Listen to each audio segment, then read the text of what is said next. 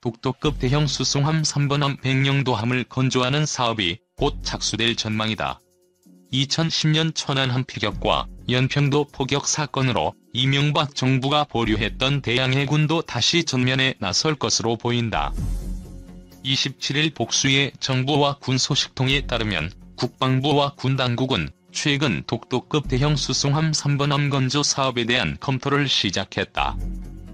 한 소식통은 해군에서 지난 3월 검토에 들어갔다며 다음 탈합동 참모본부에 공식 요청을 보낼 계획이라고 말했다. 또 다른 소식통은 지휘부의 의지가 아주 강하다며 긍정적 결과가 나올 것이라고 말했다. 해군은 2005년 독도급 대형 수송함의 1번함인 독도함을, 지난 14일 2번함인 마라도함을 각각 진수했다. 해군은 대형 수송함의 한 명을 동남서해에서 가장 멀리 떨어진 섬 이름을 붙이기로 했기 때문에 3번함은 백령도함이 유력하다. 백령도함은 이중 구조 갑판의 3만 톤 수준이어야 대형 수송함은 해병대 상륙작전뿐만 아니라 재해, 재난구조작전 지휘, 제외 국민 철수, 국제 평화유지 활동 등 다양한 임무를 수행할 수 있다. 독도급 대형 수송함은 배수량 14,500톤, 길이 199m의 폭 31m다. 해외선 경항공모함으로 분류한다. 그러나 기존의 독도급은 F-35B와 같은 수직이 착륙 스텔스 전투기를 운용하는 공간이 부족하다. 군 관계자는 3번함은 1, 2번함과 달리 F-35B 운용 능력을 추가하는 방안도 검토하고 있다며 전투기 수직 이착륙이 가능하도록 활주로 갑판을 기존 독도함보다 더 두껍고 강도가 높은 철판으로 보강하고 전투기를 따로 넣을 수 있는 이중 구조 갑판을 채택할 수 있다고 전했다. 이 관계자에 따르면 독도함 1, 2번함은 전차나 장갑차와 전투기를 한 층에 동시에 넣도록 돼 있어 전투기를 보관할 경납 공간이 부족하다. 그래서 전차 등을 넣는 곳 위에 간판을 한 층 더 만들어 전투기 경납고로 사용할 가능성이 크다는 것이다. 그럴 경우 백령도함은 3만 톤 수준이 될 것이라는 게 이 관계자의 설명이다. 해군 1함대 사령관을 지낸 김진형 예비역 해군 소장은 같은 급의 배가 세 척이 있어야 한 척을 항상 바다에 띄울 수 있다며 독도급 세 척은 해양 주권과 해상 교통로를 지키는 데 큰 힘이 될 것이라고 말했다. 3번함은 원래 노무현 정부 때 건조 계획이 잡혔다. 당시 사정을 잘 아는 소식통은 노무현 정부는 장차 주변국과의 분쟁에서 미군의 지원 없이 독자적으로 싸울 수 있는 대양해군을 건설하기로 계획했다며 이에 따라 독도급 세척 건조가 결정됐다고 설명했다. 그런데 이명박 정부는 천안함 피격과 연평도 포격 사건 이후 북한의 비대칭 전력을 상대하는 게 우선이라고 판단한 뒤 3번함 건조 계획을 취소했다. 문 대통령, 남북관계 좋아져도 군사력 필요 강조. 3번함 건조 사업에 힘을 실어준 사람은 문재인 대통령이다. 문 대통령은 지난 11일 청와대에서 열린 국방개혁 2.0 토론회에서 남북관계가 좋아졌다고 하더라도 불특정하고 다양한 위협에 대응하기 위해선 국방력이 필요하다고 말했다. 문 대통령은 구체적으로 설명하진 않았지만 보통 잠재적 적국이 될 수 있는 주변국이 불특정 위협으로 꼽힌다. 문 대통령은 또 이 자리에서 자주 국방과 전시작전 통제권 전환을 위해서라도 군사력 건설이 중요하다고 강조했다. 이에 따라 2019년도 국방 예산은 당초 국방부의 목표대로 올해보다 7% 이상 늘어날 가능성이 커졌다. 국방개혁 2.0 토론회에서 일부 참석자들은 남북한 간 긴장이 완화됐기 때문에 국방비를 줄여야 한다고 말했지만 문 대통령이 이런 의견에 수긍하지 않았다고 한다. 또 북한의 핵미사일 위협에 대응하는 세축 체계 관련 무기 도입 사업도 당분간 그대로 진행하기로 했다. 정규군보다 예비군이 더 많은 나라들. 한국과 북한은 휴전선을 사이에 두고 항상 전쟁 도발에 대한 대비를 하고 있는 국가들입니다. 덕분에 상시 활용할 수 있는 정규군은 물론이고 전시 때 동원할 수 있는 예비군들의 숫자도 만만치가 않죠. 때문에 두 나라 모두 예비군 숫자가 정규군을 훨씬 뛰어넘는 수준으로 많아서 전시의 정규군과 함께 동원 자원으로 활용됩니다. 오늘은 이처럼 정규군보다 예비군이 더 많은 나라들에 대해서 한번 알아보겠습니다. 자료는 2017년 GFP 발표 자료를 바탕으로 1위에서 10위 정도를 살펴보겠습니다. 정규군보다 예비군이 더 많은 나라는 2017년 기준으로 전 세계에서 현재 가장 많은 예비군을 보유하고 있는 나라는 바로 북한입니다.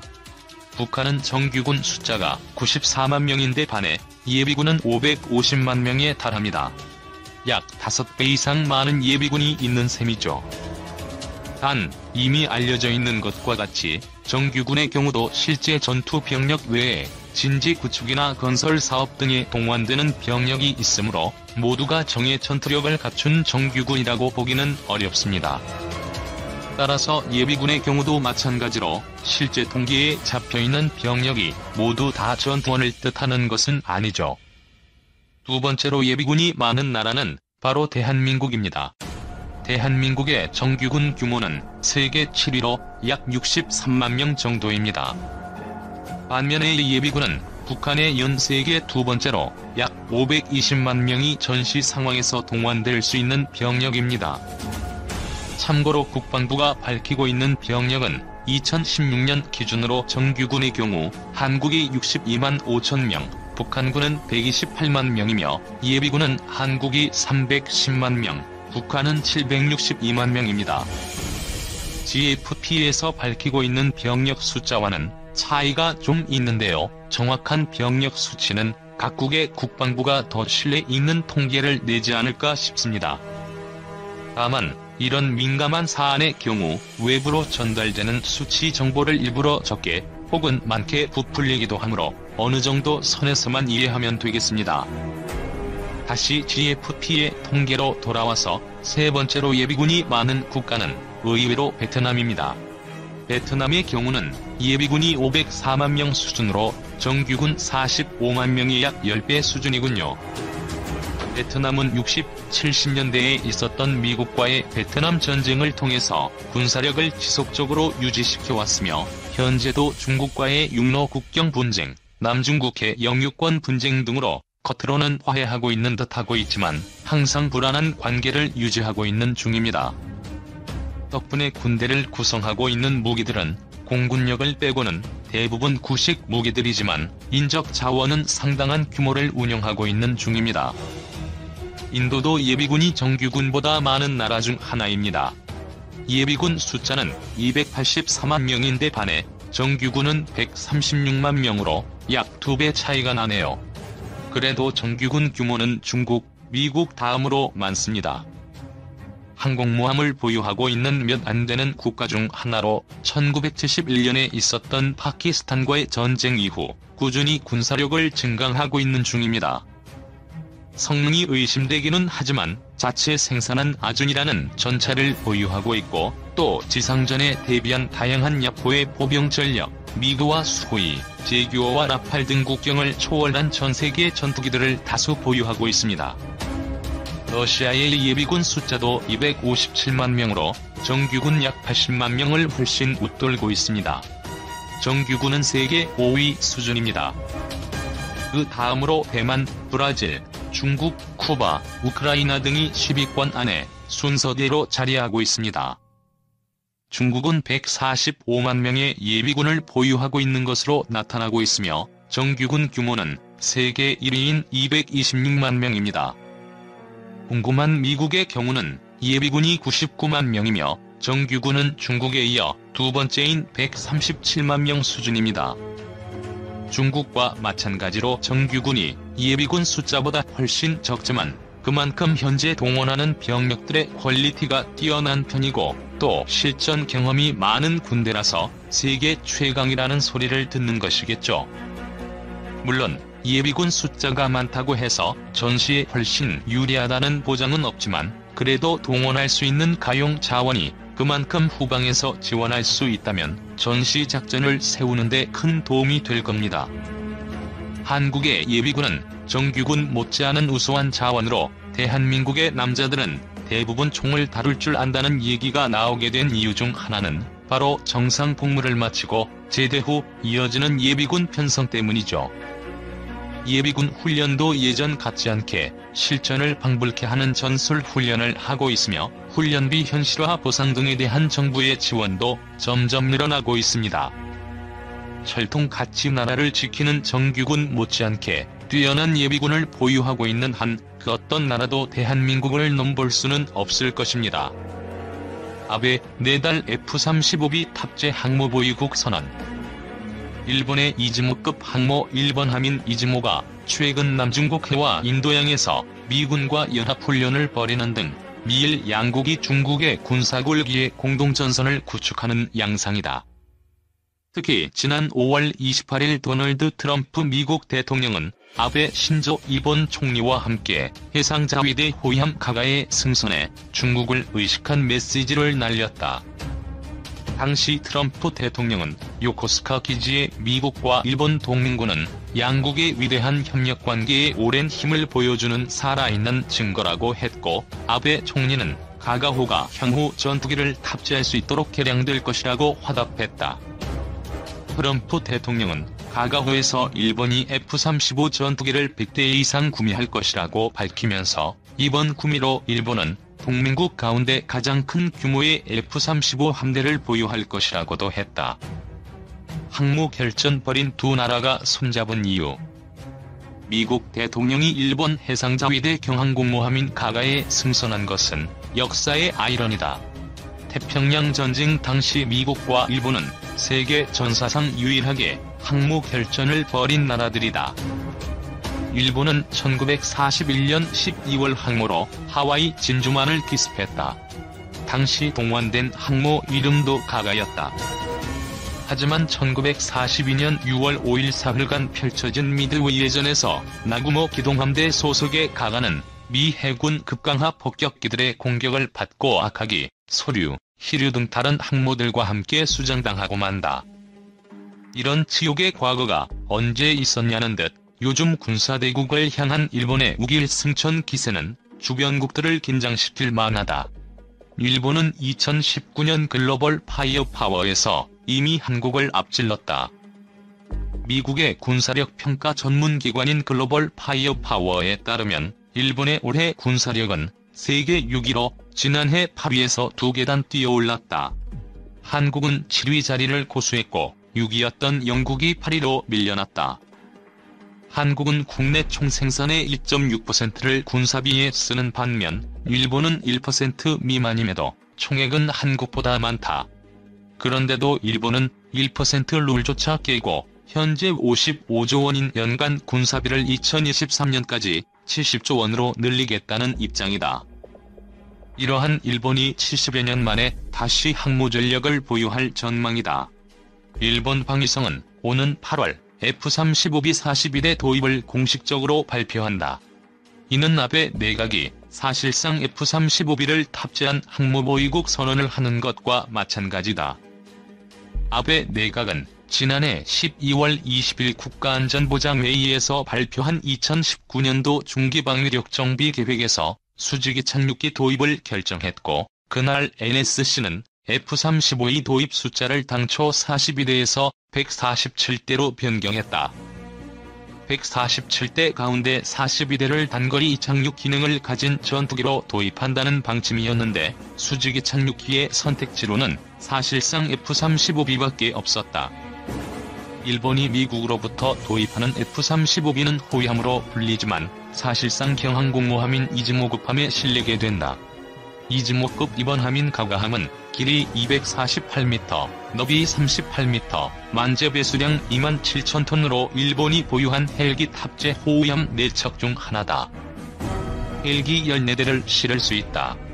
아베 내각은 지난해 가가함 등 이즈모급 함을 F-35B급 수직이 착륙기를 운영할 수 있는 경항모로 개조하기로 결정하면서 비행갑판에 스키점프대까지 설치했다.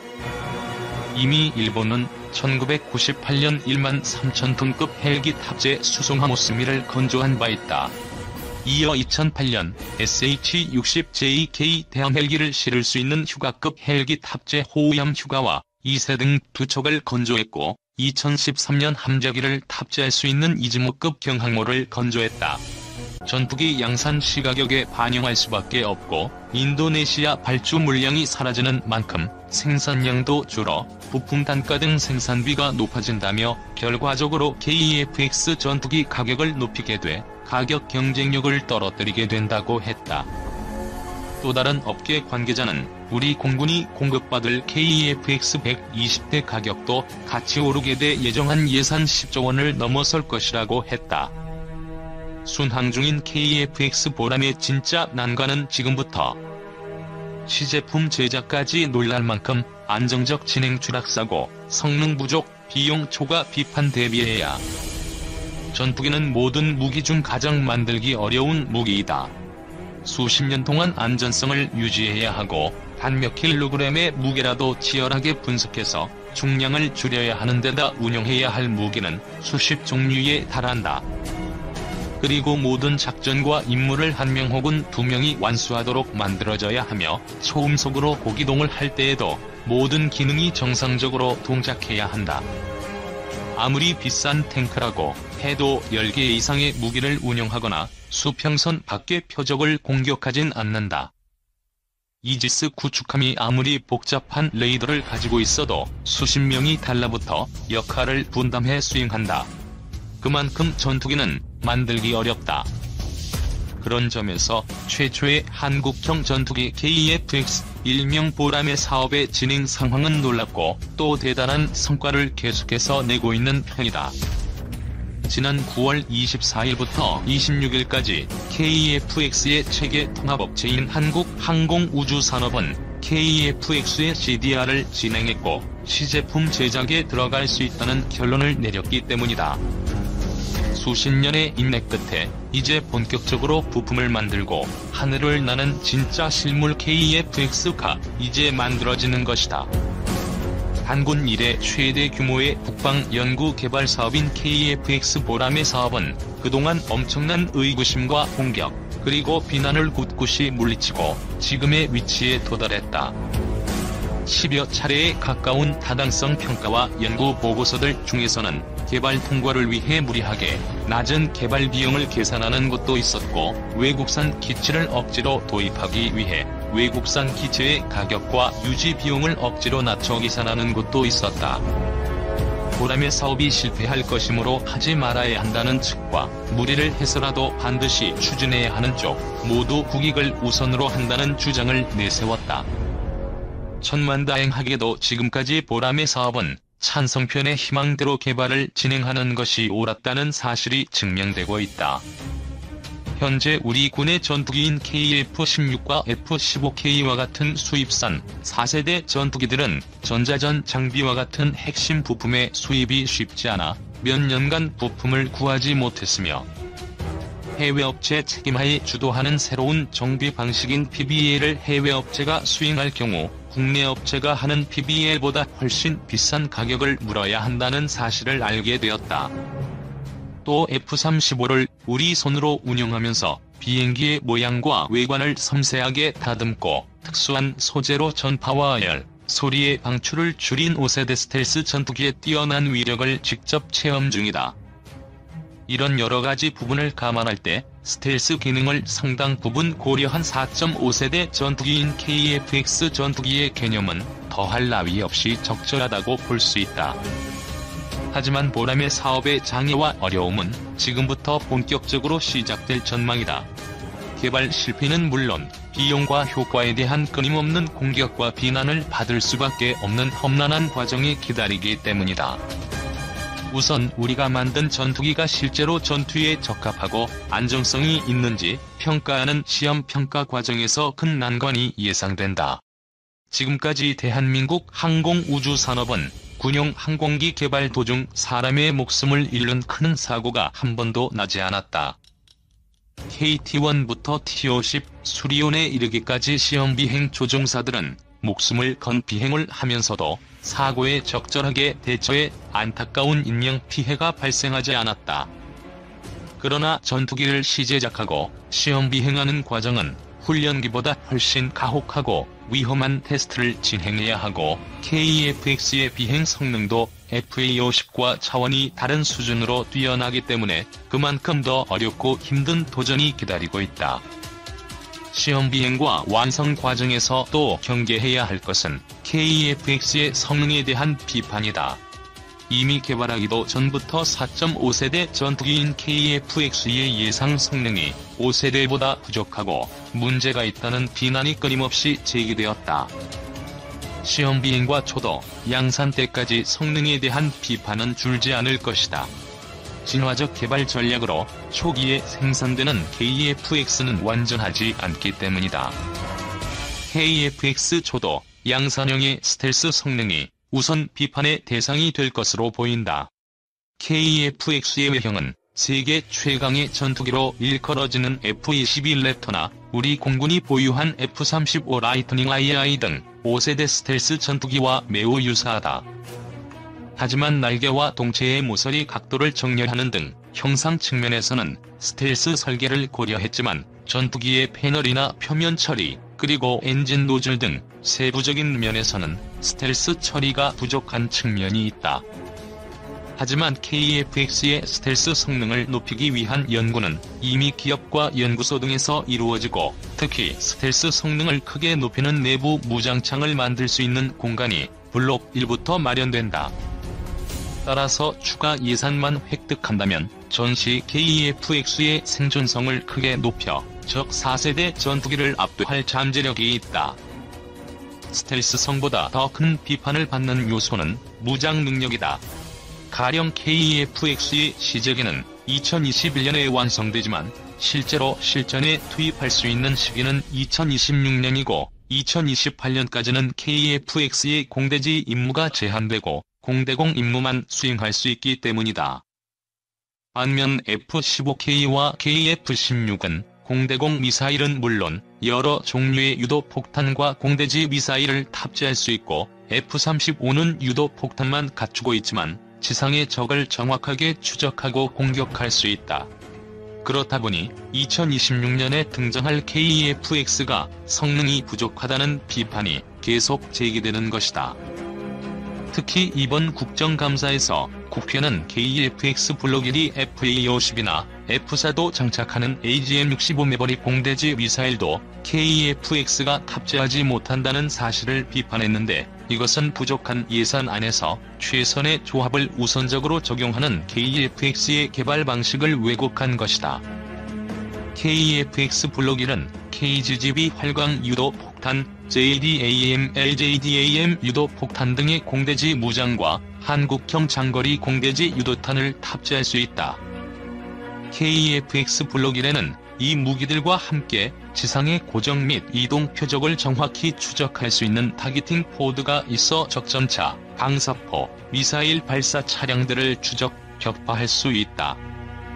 장거리 공대지 미사일을 사용하면 한반도 영공 안에서 북한 전 지역의 지휘소 등 핵심 보호 표적을 공격할 수 있어 KF-X 블록 1이 빈 껍데기 성능이라는 비판은 부적절하다. 다만 KF-X의 블록별 개발 방안은 최선의 방안이 아닌 개발 위험과 비용 문제로 인한 어쩔 수 없는 선택임은 분명하다. 특히 KF-X의 경제성에 대한 비판과 비난 때문에 블록별 개발 계획을 중도 하차할 경우 부족한 KF-X의 능력을 메우기 위한 외국산 전투기 도입을 추진할 수밖에 없어 비용 대비 효과 측면에서 최악의 선택이 될 가능성이 크다.